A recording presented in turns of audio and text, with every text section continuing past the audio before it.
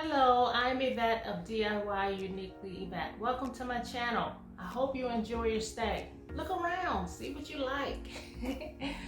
Today we're making two projects. One of them is questionable.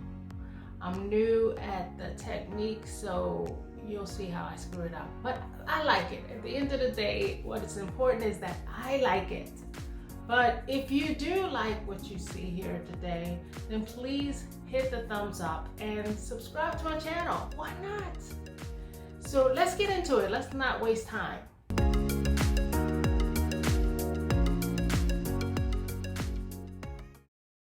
Okay, I'm working with this very thin piece of wood, which I've drawn a line across the top and the bottom to section off those parts of the circle. And I've started putting tape in stripes in various places. I also have here 3 little stars which I've made out of a thin wood from my Cricut, and I'm not going to show you how I did that because I'm just learning. I also have 3 bigger stars made in the same way.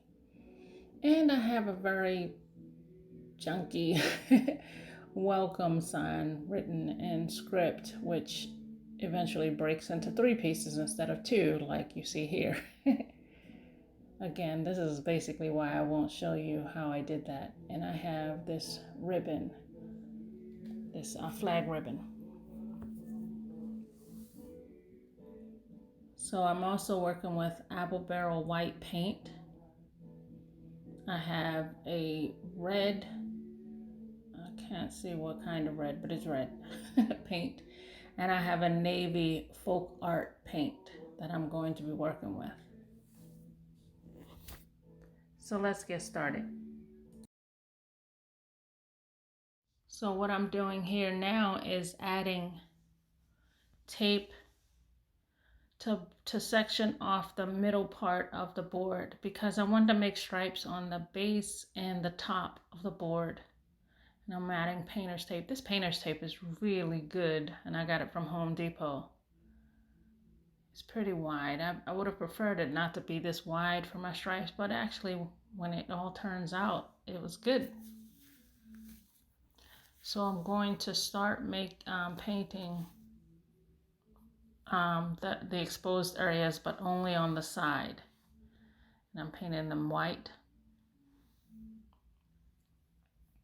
The middle I'm not painting yet. It's just showing because I didn't want to waste all the tape.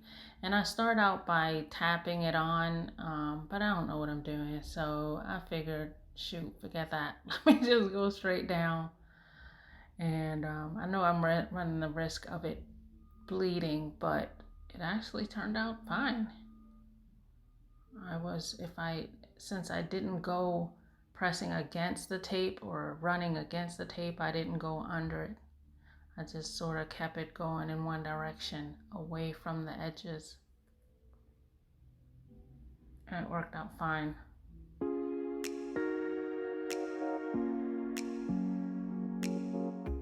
So now I'm going to work on the stars, and I'm going to paint the 3 little stars white and then paint only one of the big stars white.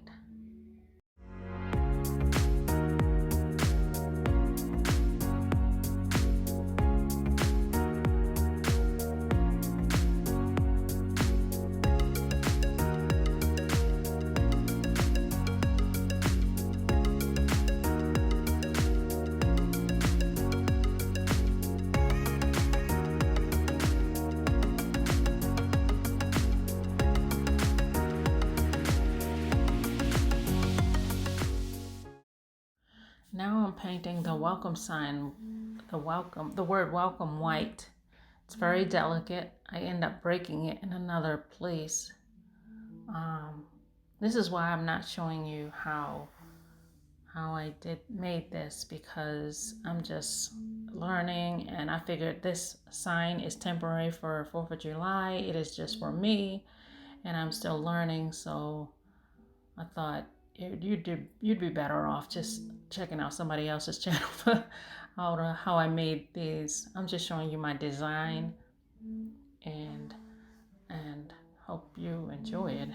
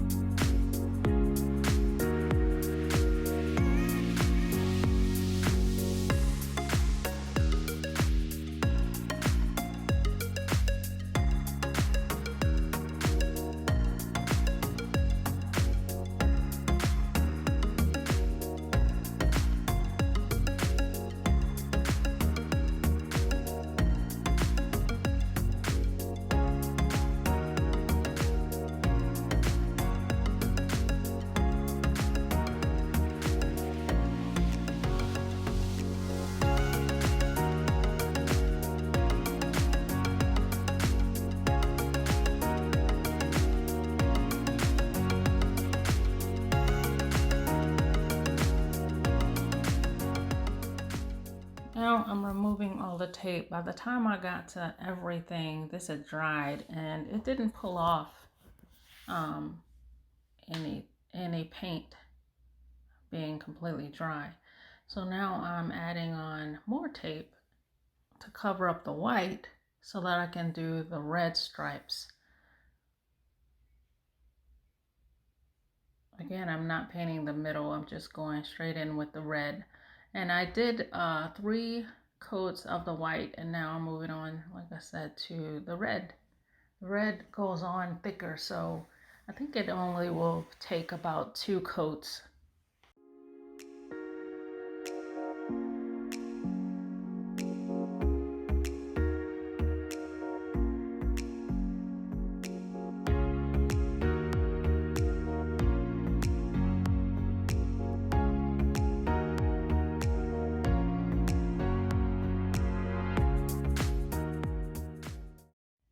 As I did with one big star being white, I'm doing one big star red. But I don't have any other small red stars. All the small stars are all white. Making sure to get the edges.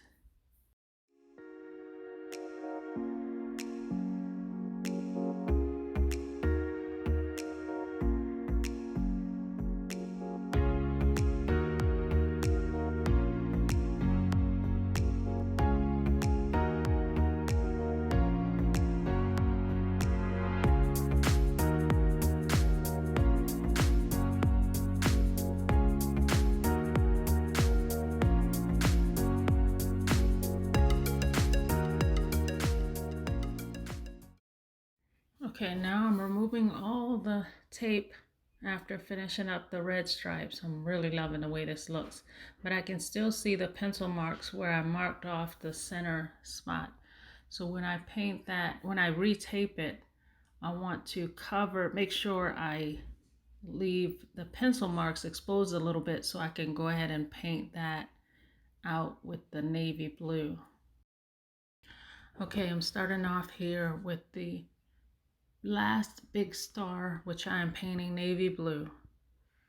So the 3 big stars are red, white, and blue. The 3 small stars are all white.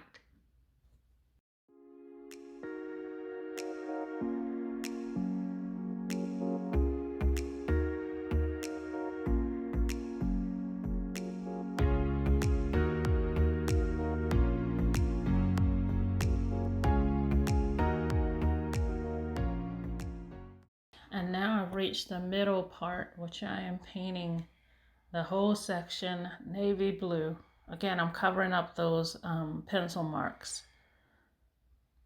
Right now, to me, this whole thing looks like a giant, flag type baseball.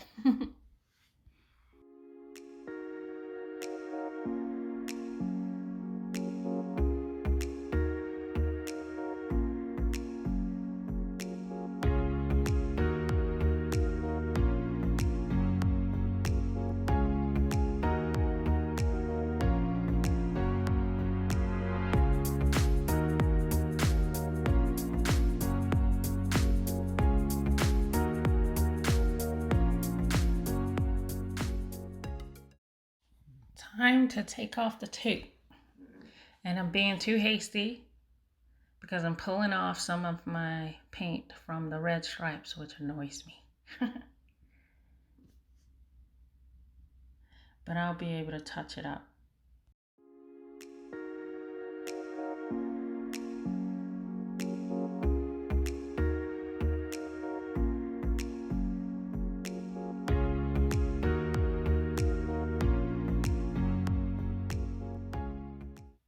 Now I'm going to put the welcome in place. It's a little messy. I don't like how messy it is. Not only the welcome itself, but also the hot glue. Using the hot glue gets all those strings everywhere, and I don't like how imperfect it is, but I guess I have to work with it more to get better at it. I know that some people use like a hot glue gun to melt some of it, but as I was trying to use that, I unhooked it. The welcome itself came unglued, so I had to just let it go. Now what I'm going to do is glue on the white stars in various locations just to make it a little more. Oh, one thing I did was the first one above the W, I put it there to throw you off from the fact that my welcome is not centered. Ugh, it looks so messy. I'm placing the ribbon at the top of the sign. I'm going to hot glue that in place. I would prefer to have used a stapler, but my staplers are in the garage and I don't feel like leaving the house right now. So we're going with hot glue and hope for the best. I wish I had some like E6000. That would work better. I see, as you see, I'm holding it down with some super glue that didn't work for me. Some dollar store. I mean, it probably would have worked if I had more patience. That would actually probably work better for the welcome sign, the word welcome itself too, without all the strings everywhere. And that's it. I think I'm going to fill in with some spackle those broken places in this, in the name, in the word welcome. I wanted to hang the stars from some twine, but I didn't have a hole punch to put a hole in the stars, and I didn't make that with my Cricut, so I'm going to just glue down all 3 stars onto the sign in a staggered way, just to give the sign a kind of 3D dimension.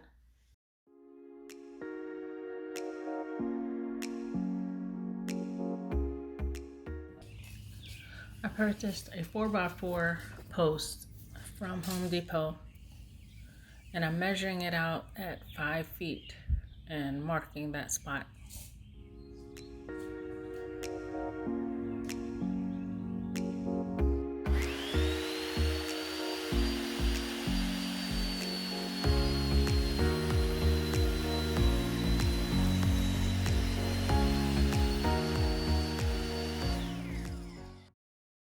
Now I'm measuring a 1x12 board, and I'm going to square it out by whatever the measurement is wide. I'm going to cut that wide. So if it's 11 3/4 inches, then I'll cut 11 3/4 so that it's a square, and I'm making 2 of them.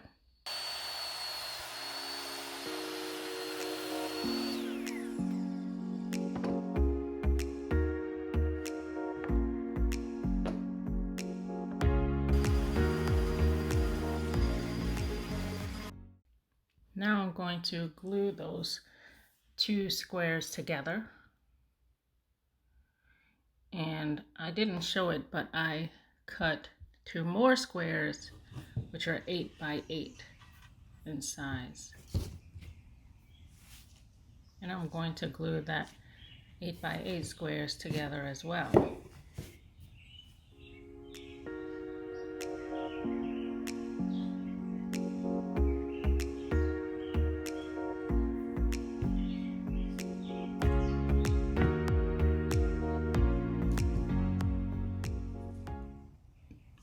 I placed the two stacked squares on top of each other, and then I put the post on top of them and let it sit overnight so that it could completely dry. I'm placing the post in the middle of the 8x8 square, and then I'm going to measure it out to make sure that it's perfectly centered, or as near perfect as I could get it. And then I'm going to mark a pencil all around the post so that when I move it, I can put it back into the exact same position without remeasuring. As you see, I'm putting glue in that center spot so that I can put the post back on top of it. And I'm going to let that set so that when I put the screws in to secure it better, it's not slipping around. I had visions of this post falling over onto my head as it slips and slides in the glue, but thank God that didn't happen. You see how it slipped around? Oh my gosh, that's dangerous. But I let it set so it's solid before I started messing around with the screws. I made 4 feet for the base of the bigger squares. The feet I made out of treated lumber fence post. I used treated lumber for this because they're going to be touching the ground directly, sitting in, wetness or wet cement or whatever. And I'm hoping that that would make it last longer. I also decided that I had better let that set just a little bit before I start trying to fool around with the nail gun. And this glue, this particular one, Type On 3, it sets really fast. So, I mean, all I had to do was glue each square and then come back to the first one and find that it was set enough for me to start using the gun.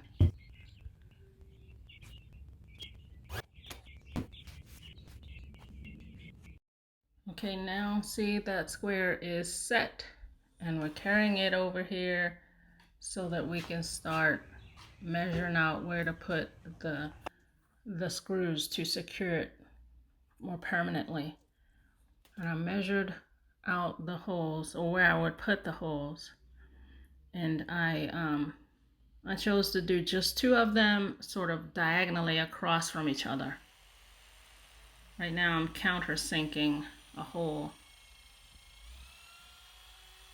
and I'm measuring up from the edge and then measuring in so that I don't, so that my hole is within the post and not out on the edge some kind of way or splitting the post in any kind of way.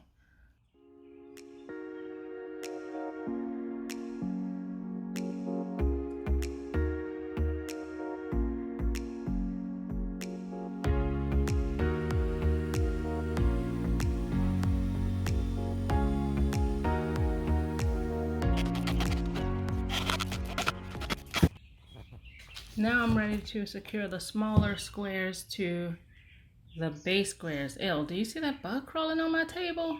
Get out of here. Okay, so back to the project.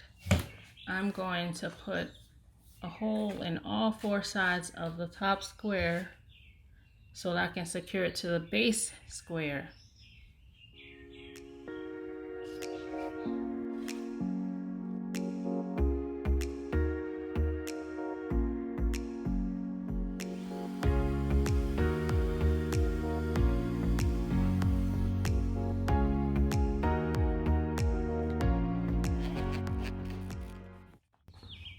Now I purchased these little accent pieces. What are they called? Trim, base trim or something, from Home Depot, I think.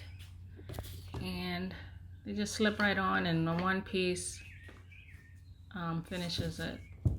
And I'm just going to use the nail gun to secure it. I'm not going to use glue on these at all. So I have one for the base and two for the top, just for an added fanciness.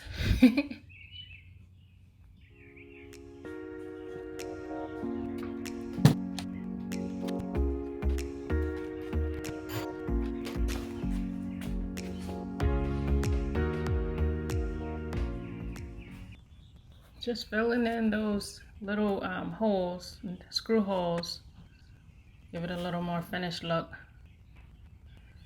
And here I am, like I said, I'm adding the two top pieces of this trim, two of them, one right side up, one upside down, just to add a little fancy look to the post.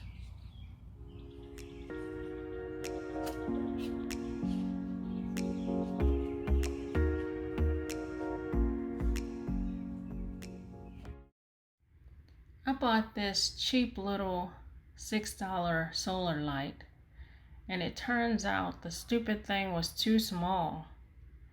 I figured I'd take it back, but Mark had a better idea. Since it was cheap, we thought we'd experiment and put two screws on the top of it and just force it to stay up there. It wasn't about the light for me, but it was more about the aesthetics. And it worked.